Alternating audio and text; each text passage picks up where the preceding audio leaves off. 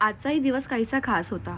माझ्या कॉलेजमध्ये म्हणजेच म.ल. डहाणूकरमध्ये मला सलग तिसऱ्यांदा परीक्षक म्हणून बोलवण्यात आले होते. सोनालीमॅमबद्दल सांगायचे वर्षापासून त्या मेहंदीच्या क्षेत्रात या क्षेत्रात खूप मोठं नाव कमवलं आहे. टॉप ब्रायडल डेस्टिनेशन नावाच्या इंस्टाग्राम पेजसुद्धा चालवत आहे. मेकअप, नेल्स आणि प्रोफेशनल हेअरस्टाईल्स त्या करतात आणि नेल आर्टसाठी वर्कशॉपसुद्धा चालवतात. आणि टाळ्या वाजून त्यांचे स्वागत करतात. आपल्या पाहुण्यांच्या मुंबईला देऊ शकतात.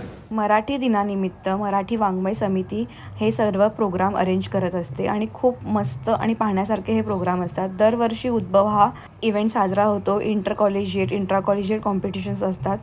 तर यावर्षी तुम्हाला जमलं नसेल तर नक्की पुढच्या वर्षी पार्टिसिपेट करा आणि खूप बक्षिसं मिळवा. इथे मी माझा एक्सपिरियन्स शेअर करते की मी या क्षेत्रात कशी आली, कशी मॅनेज करते आणि कसं आपण पुढे जाऊ शकतो. नंतर खूप सुंदर लावणी कॉम्पिटिशनही मी एन्जॉय केलं.